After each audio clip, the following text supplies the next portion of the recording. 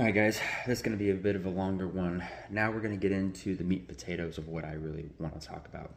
There's plenty that will talk about the spiritual side and God and religion, and I obviously still will, as I always will talk about God. But right now I'm talking more on the physical side, because here's the thing. We are spiritual beings inside of a physical body.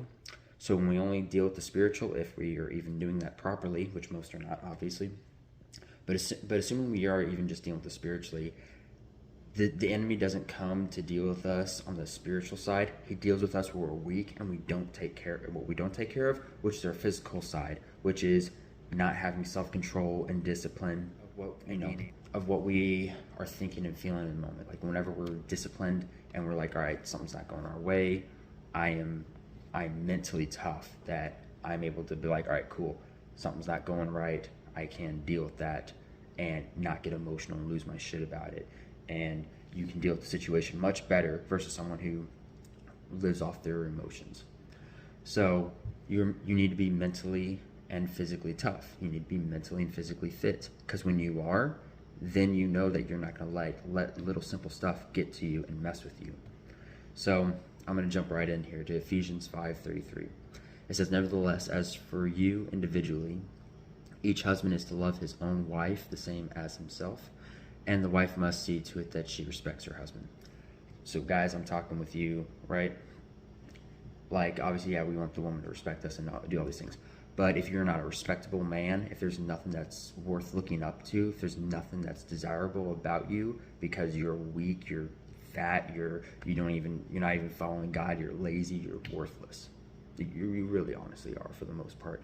Like, you need to do something with yourself in your life. You don't just exist and say, all right, I have worth. You don't. Guys, you work for your worth. So it's saying that, like, you need to love your wife the way you love yourself. So if you don't love yourself, then you can't love her properly. You sure as shit can't love your children properly. You cannot run a home properly if you do not have yourself grounded. That means you have God first. That means you know, like, you are so tight with him, as we've talked in the previous videos. You are so set and airlock tight with him that no matter what, you're like, all right, so I know storms are going to happen, and I know that I'm going to have God in those storms. So I'm set and prepared, and I already know that. You know, that's the stuff that's talking about. If you don't have yourself ready, like if you're not all there, then you can't run a household. You cannot guide your wife and your children into, knowing God, into learning God, into getting a better relationship with God every day. Because if you don't even have your own stuff set, if you're not even physically fit, then you're not able to physically take care of yourself, no woman's gonna want to be with someone who cannot take care of and protect them. That's a number one thing. That's a huge thing that women want in a man, is that he can actually literally physically defend her if that happens. And just because you're fat doesn't mean you can't be pushed over. It's really easy. So if you can't do a job, one of the biggest things is to protect her physically, like literally. If anyone tries to mess with her or your family or you, can you defend yourself? That's a whole separate thing in itself. But love her, love yourself. You can't love her if you don't love you, and you can't love you if you don't love God. So if you don't have your priorities set, you can't do any of them. All right? You have to have a solid base. The next one, 1 Timothy 5:8. "But if anyone does not provide for his own, and especially for those of his household, he has denied the faith and is worse than an unbeliever." I heard this literally probably every day of my life for the first 15 years. I heard that from my dad all the time. And here's the thing. When you know the answer to something, like you come across a scripture or something else, you know the answer. It's like, all right, I need to have a household set and ready for my family, for me, before I can even, have to have it set and ready before I bring someone in. So if you are not doing that, if you know the answer to something and you are not doing what you know needs to be done, then you are just really setting everything up for failure, or for at least a very, very difficult time. Because if you have your home and it's got a solid structure and you are the leader of the home, so if yourself is not solid, if you are not a solid structure, if you don't have a solid structure of a home to bring a family into, then they will all be lost. You will be lost, she'll be lost, the kids are going to be lost, and that's how we have all these problems that we do in the world, is because we don't have a solid set man who's like, all right, I'm going to wait till I have everything ready for you to come in and we can start the life then. Everyone wants to have the family now and have the kids and then start the relationship. So everyone's doing everything ass backwards. But that's what everyone's doing at the moment. Not right, of course, but since everyone's doing everything wrong and out of order, that's why we have the types of issues we do. And also, this is not to say that, hey, because you didn't do all this initially, that you're a failure. Like, you can do something and not know it to be the right answer, and then you go in your life and you're like, I mean, you've already got a family, you've already got a house, you already have kids, you already have the whole shebang, and you eventually come across information and you're like, wow, I'm not doing this stuff right. Now that you know the answer, you need to change it. You're like, all right, I have not been a man of God, and that's made my life so much harder. All right, right now I've already got the family, I've already done that whole thing, but so I need to now go full-fledged and go into learning about God, making him in my life process. It's the same thing with anything else that you're going to do. Even though you've already made those certain steps, once you know the information that you need to therefore take it into the family and do more better things, as in, you know the information, now you know what to do with it. You're like, all right, cool, I know of God, but I've been working at a desk office for 20 years and I'm fat and lazy, and that's causing all these other types of issues. But I need to be able to take care of and defend my family if I need to. So you know the answer, so then you stop being a bitch and you go do what needs to be done. All right? You need to go be the man and do what isn't comfortable and isn't pleasing and isn't, all nice and ooey gooey. Like, no one cares.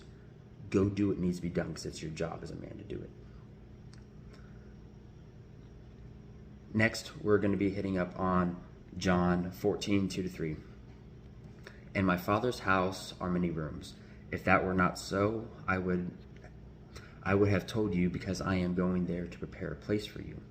And if I go and prepare a place for you, I am coming again and will take you to myself, so that where I am, there you also will be. So he's saying that, Yeshua, Jesus, he has a place, but it is not yet ready. So he's not bringing his bride, us, his people, his children. He's not bringing his bride to the home because it's not yet ready.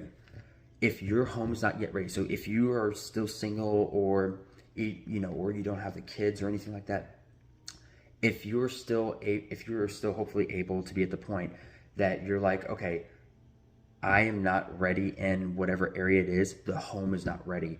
I am the starter of the home, and I need to have a relationship with God to have a foundation for that home. And then if you bring it into the physical home, am I ready to be a father, a husband, can I be a leader and a guardian and a guider? Can I be a teacher and a trainer for my wife and my kids and all this stuff? And don't ask yourself and just be like, okay, yeah, no, I could beat up any guy and I can defend my family. It's like, no, dude, you look like a Pillsbury Doughboy. You can't do anything. You are not ready. No, you don't have the peace and the sense of understanding that if something that you love is taken away from you, you're not like, all right, God, I know that I was gonna have to go through some storms, but I have my faith in you. If you are not like that, and you're like, oh, something bad happens, God, like, what's wrong with you? Why are you doing this to me? I rebuke you and I don't believe in you anymore. If that's where you're at, then no, you are not yet ready. And these are like really hard things to hear and to be like, oh, whatever. It's like people need to be told the truth straightforward, and that's what I enjoy doing. And of course, I'm not perfect by any means, but these are all the types of things that I've learned over the past, and no one else seems to be wanting to talk about, because everyone wants to talk about only the spiritual side and not the physical side.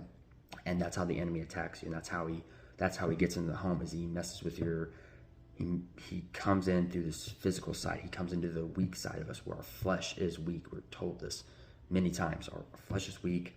You're always looking at the nice next big thing. You're always looking at the prettier girl. You're always looking at the happier family. You're always looking at the guy with the bigger promotion and all that crap. You need to be able to control yourself so that you are not doing these dumb, weak actions with your flesh. You're like, all right, I know what God's got for me. You're set. First Thessalonians 4:11-12. And to make it your ambition to lead a quiet life and attend to your own business and work with your hands, just as we instructed you, so that you will behave properly toward outsiders and not be in any need. That one's talking about like, you need to work. You need to get things set. You need to get things ready. You need to get things done. You need, so that you will behave properly toward outsiders and not be in any need. Get to the point that you're very self-sufficient, that you're like, all right, when the issue happens, I know I can go to God. If I need to talk about something, I can go to my church, my pastor, my friends. If I'm having an issue, I have an outlet that is a good thing that, would hopefully be pleasing to God, that is a good, happy, healthy, positive thing. Not going to the bar and drinking like a little bitch. Not going to find sexual validation from someone else that's not your spouse. That's all weak. That's weak stuff. If you're doing that, then you have a lot of things to obviously work on. But be quiet, work, just get to the point that you need to be, and focus on getting that, so that you are good, that you are set, that you are ready, and that you can focus on what God's got for you. But you got to work to that. You got to grind to it, and that has many different steps in itself. Next one is going to be Galatians 5:22-23, and I'm not going to go through each of these, but but the fruit of the Spirit is love, joy, peace, patience, kindness, goodness, faithfulness, gentleness, self-control. All right, I'm not going to hit on each and every one of these and break them all down, but God is love. You have God, you're going to get much more an understanding of love. Kindness, there's a difference between being kind and nice. Being nice is, hey, Timmy, you're trying. Okay, that's what I want to hear. I want to hear you say you're trying. I want you to go look for all this motivation and TikTok, Instagram posts, and get that motivation. Keep telling yourself, ooh, I can do that. Yes, I can do that, and not making any action. You just being like, oh, good job for what you are thinking about doing. That's being nice. No one cares about being nice. Screw it. Be kind. Kind is saying, hey, Timmy, you are fat and lazy. You are not being a good father or husband. You are, sneaking around, sleeping with other women. You are doing something. You are, whatever it is that he's doing, the kind thing to do is call him out on it and be like, hey, you're doing these things. I can help you. Let me help you, whatever the case is. But you tell him straightforward, it's like what you're doing. If you think you're doing something, you're not doing enough. Like, get your ass to work and focus on being that better person. Become that better person for yourself, for your family, for God, for it all. And be kind. Be kind as in you're straightforward with them, that you're telling them what they need to hear. You're not sitting there saying, hey, good job for what effort you put in. You say, no, you keep going harder, or you're not doing enough, or you're half-assing it, or whatever the case is. Call them out on what's not being done right, and help them out through it, of course. If you're able to, if that's what you're able to do, don't just say dumb stuff or just like hate on someone if they are even trying or whatever the case is. But actually try and help them out if you're able to, for whatever it is that you're able to do. But there's a difference between being kind and being nice. Be kind. Don't be nice. Faithfulness, obviously being faithful, and to your kid, to your kids, to your spouse, to God, be faithful, and that stuff. The main thing I want to talk about is self-control, discipline, consistency. When you have self-control, and that is, again, also self-control, discipline, it's like the same stuff. When you have that, and you're able to be like, all right, when things get hard, I'm not going to go to some physical bad influence. I'm not going to go to the bar or, to Pornhub. I'm not going to go to some bad, evil made thing for me to, cool off or, relax or whatever. It's that you have the self-control to be like, all right, something happens. I'm going to deal with the situation in whatever way it is. I'm going to deal with it in a proper way. I'm going to do it based on logic and reason, stoicism, not feeling an emotion, because your feelings, your heart, your emotions, they all lie to you. All right? Don't listen to that. Do what is right. It's not an easy thing by any means, but it is the right thing to do. Start to train yourself on how you do those kinds of things. Biggest thing again, self-control. Learn how to harness it. You don't know, you ask. You don't know who to ask, start asking anyone that you can. Start to find out whoever's a really good person who's, and again, I'll always relate this to the gym because I've learned self-discipline and self-control and all this stuff mainly in the gym, because that's just where I've learned it. And you can't you can't be a gym rat. You can't be going there a lot and not adopt these kinds of things. Whenever you see the good things, whenever you see good, fruitious, positive, happy, awesome things that happen from you doing good things, that makes you want to do that good thing more and more and more. So whenever you're able to go to the gym and you're able to get yourself set and you lose that weight, you gain that muscle, you start eating healthier, you start sleeping better, you start sleeping more, you start taking care of yourself physically and mentally, and you start becoming a better person. All these types of things will come into place. But that was the main thing I want to hit on, was self-control. And again, I'm talking much more on the physical side of things that are not talked about today than I am on the religious. Obviously still hitting up a lot of Bible scriptures as well. But another one, Marcus Aurelius. If you don't know him, I don't know how you don't know him. If you don't, go learn about who he is. Anyways, one of his many quotes, phenomenal guy. The best revenge is to be unlike him who performed the injury. So someone did something bad to you, did something wrong to you, whatever it was, an abusive father, a toxic ex, just a bad event, just whatever the case was something bad was done to you, you are a much bigger person when you learn that that's bad and no one wants that. And you don't do that to other people. You don't even do it back to who or whatever it was that did that to you. You become the bigger person. You don't be the little kid, you're not little Jimmy who's a kid in whatever it is, preschool or something, and the kid who's a couple years older than him beats that kid up, and then little Timmy grows to be a giant mofo, and then this other guy, the bully, ends up being a scrawny little shit, and then Timmy comes across him 20 years down the road and is like, what is a good, what is a great man gonna do? What is the right thing to do in this case? I could beat him up and be like, yeah, I told you one day I'd get revenge or something. Is that like being the bigger person to cause harm and pain on something? Even if it was someone who did all these horrible, drastic things, it's not an easy thing to do, or to just, nonchalantly be able to just go through. It's a hard thing to do, but you are a much bigger person when you're like, I see evil and I'm not gonna return evil with evil, because no one hits each other back and forth and someone says, okay, you hit me harder, I'm done. It's people keep hitting each other back and forth. Wars are still fought back and forth. Everything escalates until someone dies.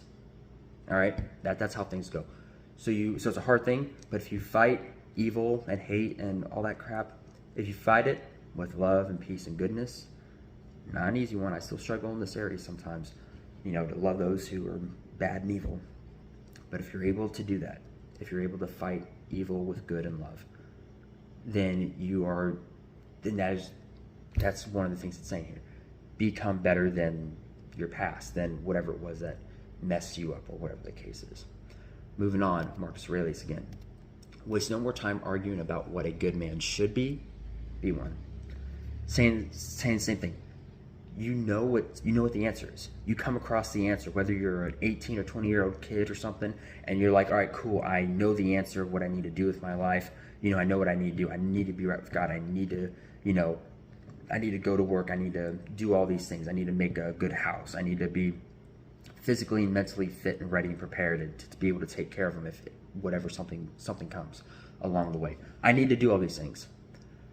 Don't just say, all right, I know what I need to do, and go about your day. It's, I know what I need to do, so you make that your top priority. You make what is important a top priority in your life.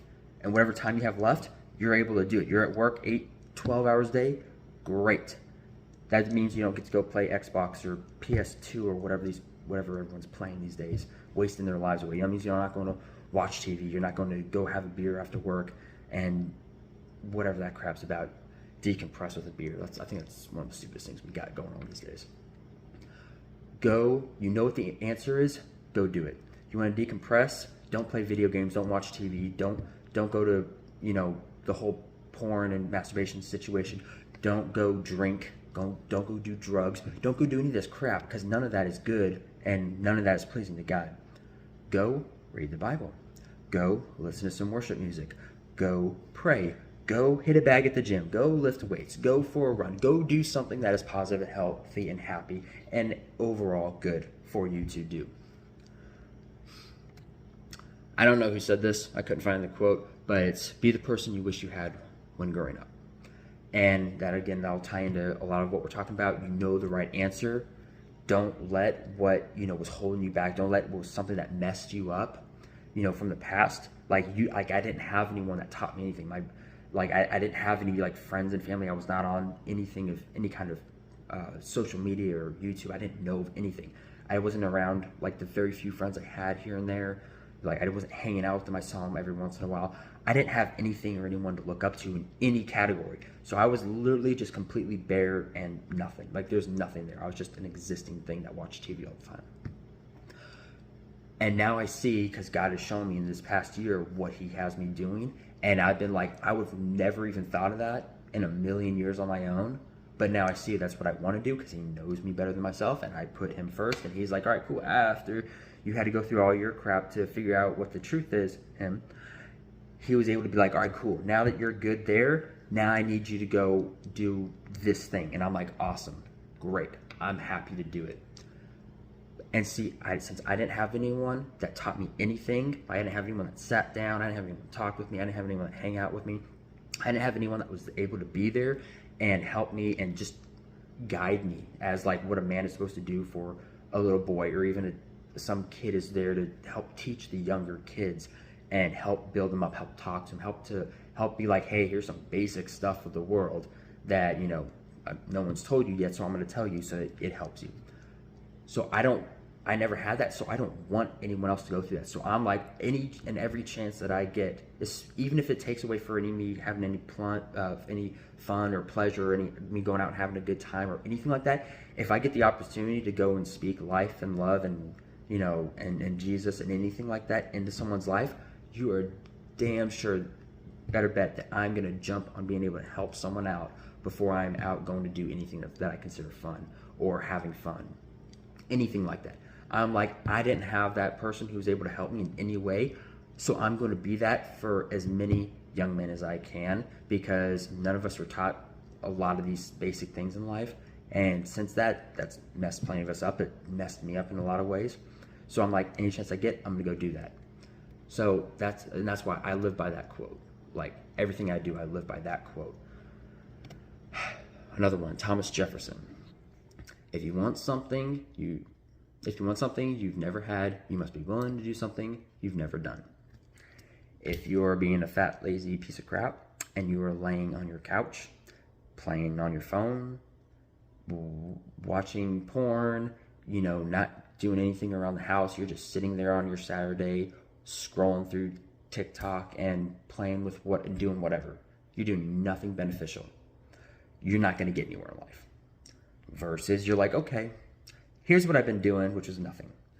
I want to become somebody. I want to do something good and memorable, and I want to be a good person. So you have to go do these things. So if you want something good to happen, you have to go do the good things. All right. Thomas Jefferson again in the last one. A strong body makes the mind strong.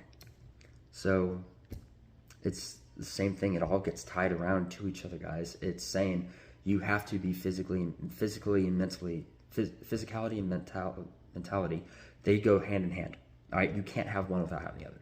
You're not going to be a jacked individual. You're not going to be a physically fit person and have a weak mind. And you cannot, and there is no way to be a mentally insanely strong person and have a crappy body and being fat and lazy or a skinny ass like I used to be. You know, they go hand in hand. That's why when you go to the gym, you get better and stronger physically and mentally. They go hand in hand and they build on each other. It's literally like compound interest. It's getting 1% better each and every day with what you do. You read the Bible a little bit more today. Now you know everything you used to read plus today's reading. You've been to the gym, you know, a few times. Now you've been to the gym one more time. Now you've learned to eat a healthy diet, and then now you've incorporated that more. You've stopped eating crappy food, stopped eating sugary processed stuff. You've stopped eating fast food things. Everything builds on itself.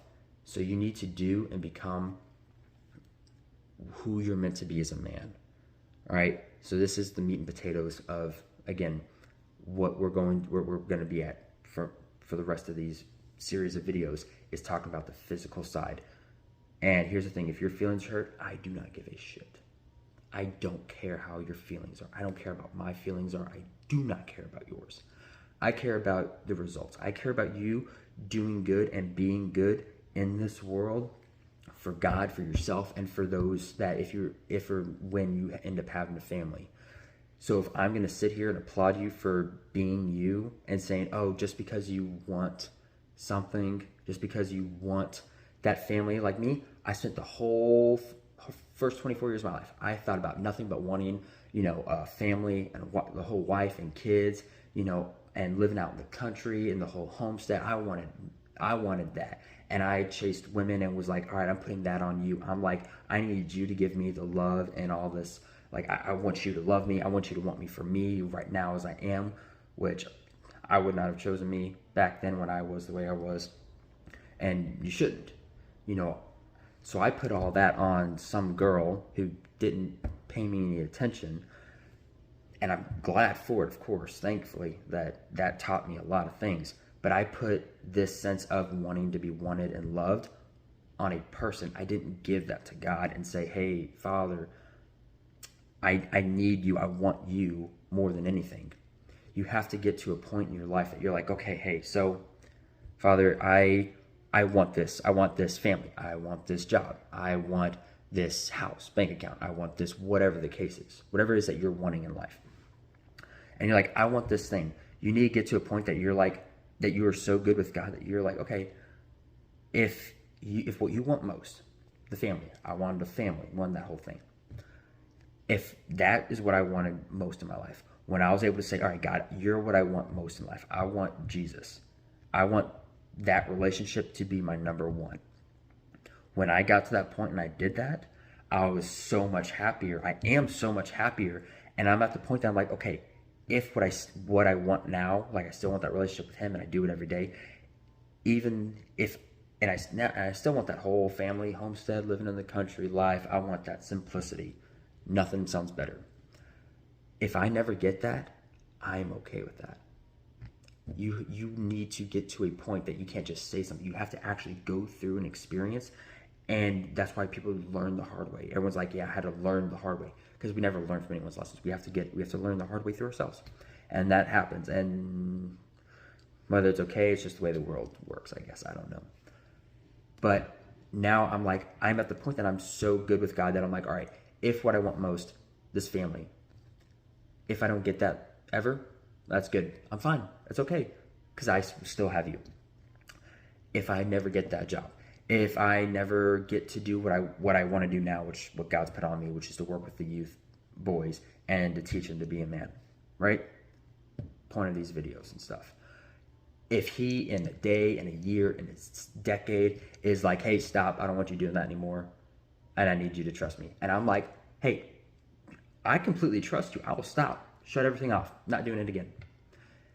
If whatever you want most in this world, in this life, is, if it is a good thing, of course, you know, and if it is a pleasing thing to God and all that stuff, if it is these things, and it brings, you know, good, and, you know, something that would make God happy, you know, you want something good for others, you try to help them. So stuff like that. If you want something good, then God will help you and he will bless you and he will do things with you. But you have to get to the mental and spiritual point that you're like, if I don't get what I want most, and it is a good thing, I want a family, he says, be fruitful, multiply, have a family, one man, one woman. He says that. So if it's like, well, I should have a family, it's like, no, there's more than just having the family. Like, if you can't guide that family, if you can't guide them properly, then why would I give someone, why would I want you to go ruin more than one life? If you're not going to take care of yourself and do it properly, then why would I give you a wife to go mess her up? Why would I give you children to go and mess them up and continue the cycle? You, as the man, are meant to, your responsibility as a man of God, is to do, you have so many things that you need to do. And you need to have everything set and ready and made and understood before you start bringing that person in. Because if you try to bring in some woman and you expect that she's going to change you or fix you or help you, or you're like, oh, when I get married, and we start going to church together, then I'll be good. Oh, after I have, my first kid, or after I have, the whole 5, I want a football team worth of kids or something. After I get that promotion at job, after we move into that new house, after I get that, I forgot whatever the Rolex, whatever watch, like I get that big, partner Rolex watch, whatever, I don't know, some weird, dumb, rich people stuff. If you think that, this next thing is going to make me happy and then I'll start doing things, that's not how it works. If you're engaged and you're getting married the next day, and because you guys have already set this up, and you're like, cool, the families, we're 20, we're 25, we're 30, and we're getting married tomorrow, and you end up being like, and you need to be at the point that you're like, okay, we're getting married tomorrow, and I don't have everything set up the way I need to. Go. I would literally tell anyone, I'll tell anyone to do this. You go to your fiance and be like, hey, sweetie, so I just really realized that I am not who I'm supposed to be, and I'm not fully there. I don't have the house fully built for you yet. It is not a solid structure. It is crumbling, and I need to fix it. We can't get married until I fix it. She's not going to be the one to fix it. Only you can fix it. You let God, obviously, in there. But a wife, children, a promotion, a job, or whatever is not going to be what fixes you.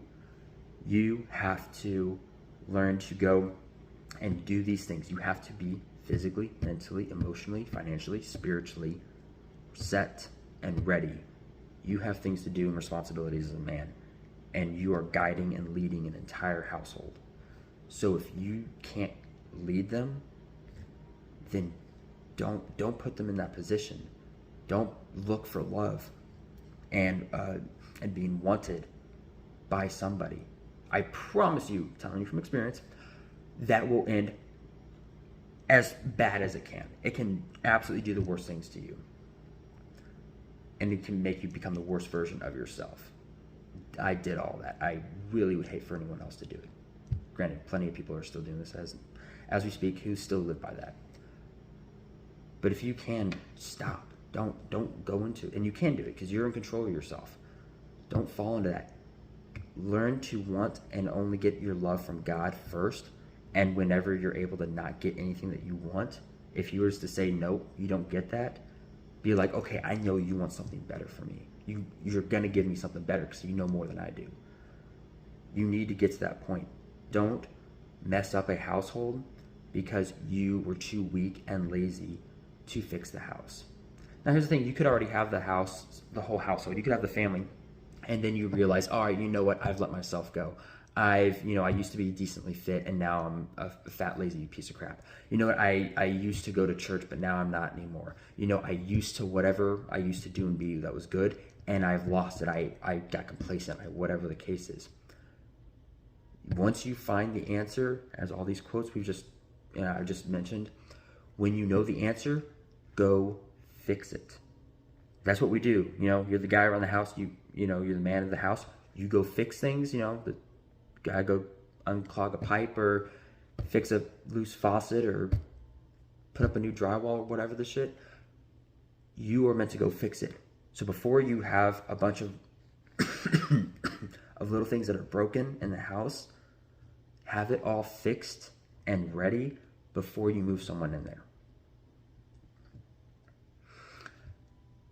yeah, there's a lot more that we are meant to do, guys. We have a lot of stuff that we are meant to do and be as men and caregivers and, well, and providers, not caregivers. That's more of the wife thing.